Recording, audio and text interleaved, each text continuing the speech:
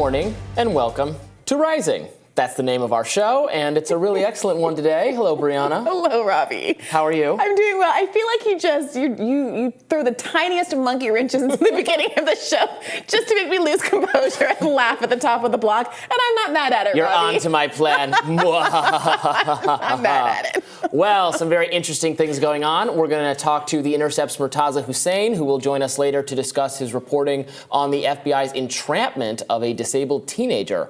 Also, Justin Goodman from the White Coat Waste Project will break down what a recent FOIA request filed by his organization revealed about the origins of COVID-19. But first, we've got some breaking news to get into. Take it away, Briahna. Well, Robby, Hunter Biden is expected to plead guilty to tax-related misdemeanors as part of a plea agreement with the U.S. Attorney in Delaware. According to court documents filed this morning, Biden will plead guilty to 2 minor tax crimes. In exchange, the gun charges against him are expected to be dismissed should he meet the conditions of his probation. Legal experts told NBC News that Biden is unlikely to face any jail time in the case. In a statement, an attorney for the president's son said, quote, "I know Hunter believes it is important to take responsibility for these mistakes he made during a period of turmoil and addiction in his life. He looks forward to continuing his recovery and moving forward." Conservatives are quite upset about this, kind of alleging a double standard going on here. Ben Shapiro tweets, "If you didn't pay your taxes to the tune of $1.2 million and also signed a federal gun form stating you weren't a drug addict while, being a crack addict, you also would probably be getting a sweet plea bargain deal if you were the president's son." Yeah, and I've seen some liberals pushing back and saying, well, Donald Trump's tax crimes are more serious than any of Hunter Biden's tax crimes. I mean, at the end of the day, he is not the president as much as people want the headline to be Joe Biden did X, Y, and Z. It is, in fact, Hunter Biden. He's obviously had some troubles in his personal life that are salacious and maybe even interesting, but aren't especially newsworthy for folks who are really hoping for the smoking gun that showed some kind of collusion between Joe Biden and Hunter Biden. So he acquired this gun at a time when he was abusing drugs. He says he was not literally using drugs at the time. He filled out the form for the gun, which that would have been a crime. Because you have to attest that you are not on drugs. His ex-girlfriend at the time, his brother's widow, Haley Biden, was like, "You can't have a gun right now. You're on drugs." Threw the gun away in a dumpster. Apparently, that was near a high school. That's a no-no too. She's not been charged with anything, but that's bad. Don't do that. Look, I support gun ownership, legal gun ownership, and I don't think drugs should be illegal, frankly. I don't think that's the right way to deal with people who have addictions. So I'm hard pressed to get really worked up that he's not being charged more. I'm sure it is a double standard. Lots of people without the access to material wealth and fame and have a famous name and political connections absolutely would have had the book thrown at them. I was seeing some reporters mentioning how some of the January 6 people actually, when they get their home, they're later arrested at their homes. They've used this charge specifically because some of them found they have stashes of drugs, or they have drugs. They use that, and you procured a weapon for yourself and you're doing drugs. Use that to get them in trouble when they couldn't actually get them on anything connected to January 6th. So absolutely right to point out the double standard here. I think that should be resolved in favor of not arresting people for doing drugs, not treating drugs as a criminal issue, and et cetera and so forth. And really, again, I've said this before, but the issue with Hunter Biden that is of political concern is whether he was doing influence peddling in a way that affects his father. Right. Yeah, look, the double standard, I think, is legitimately troubling, especially because Joe Biden has been such an advocate of ratcheting up criminal penalties, author of the crime bill. It is particularly no gross. Desire to legalize drugs from his part, as far as I can tell, even though many in the Democratic coalition and many in the Republican coalition want to do that. It never happens. Absolutely. So it's the one level of I'm a person in a position of power and privilege who has a different standard applied to me. But if your dad literally wrote the rules that made so many people have to spend their lives in jail and who got none of the grace that the criminal justice system is now showing you, I think the outcome should, I agree, not go in the direction of hyper-incarceration and putting more people in jail. But I would like to see this as a moment that is being exploited by criminal justice advocates to push Joe Biden to follow through on some of the commitments that he did make during the 2020 election cycle to try to address his now wildly out-of-step position on crime from the 90s.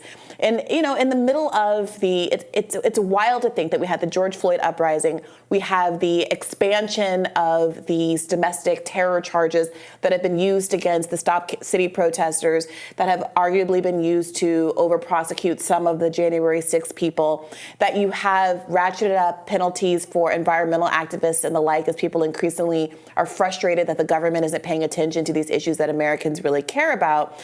And the only leniency that we're seeing at the same time that we have a ratcheting up of criminal penalties is in the context of the president's own child. Right, absolutely. Adult son, I should say. Adult, very, very adult son. Yeah.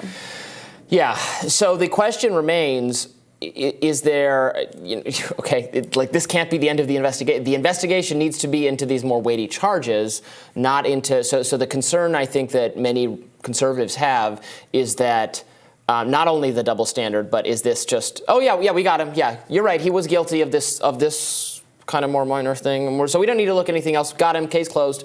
All done. When really that's not what anyone who's being fair and honest is concerned about. Yeah.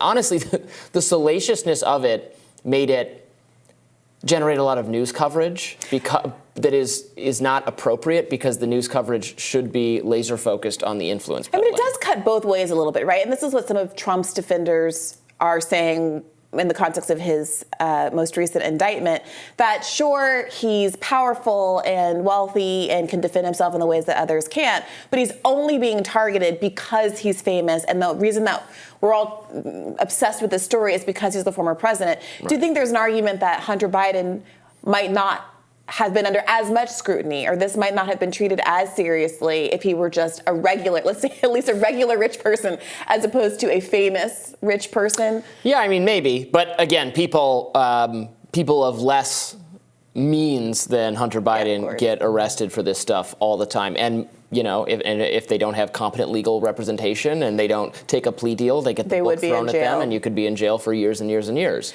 Well, Ben Shapiro, I think you mentioned some of the pushback that some conservatives are raising at this time.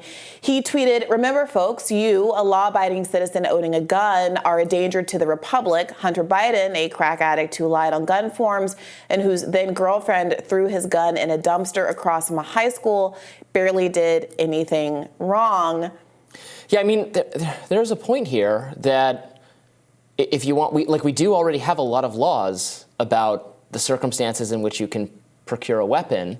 So I think it's a little rich to be arguing for vast new gun control measures if we're not taking seriously the ones we already have. And again, I don't think Hunter Biden is a danger to people. I don't really necessarily, I'm not trying to take away his Second Amendment rights or something, but if you're not going to punish people for wrongly having guns under the existing laws, then what is the point of anything we're doing on the gun issue? Yeah, I think that some conservatives have been making this argument about a lack of enforcement for existing crimes. And I don't necessarily have an objection to that. I do think that some crimes are overly punitive, et cetera. Right. And I do wonder about from a kind of a civil libertarian perspective, especially given that there's a lot of variation in the types of drugs that exist, about what this form does and how it can be used to over-criminalize folks.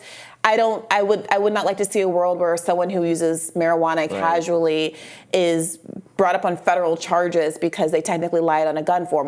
Nor do I want to see a world where someone who casually uses marijuana is stripped of their Second Amendment rights for that reason. But I just don't think it should be illegal to use marijuana. It's like, ideally, that would not be a law. And the law should be enforced. Yeah. It's just that's not a thing that should be a law. The ambiguity of, well, it is a law, but it's probably not going to be enforced, but it could be enforced. This is a very Joe Biden problem. This is one that Joe Biden can rectify, and it's very ironic. Especially because from a deterrent standpoint, my understanding from the research is that certainty of arrest and certainty of jail time does act as a deterrent factor if it's certain. So you want clarity. You want clarity in the law. You want not something that, well, it is illegal, but we're not going to really, unless you really push us, or maybe it's like, no, this is illegal. You can't do this.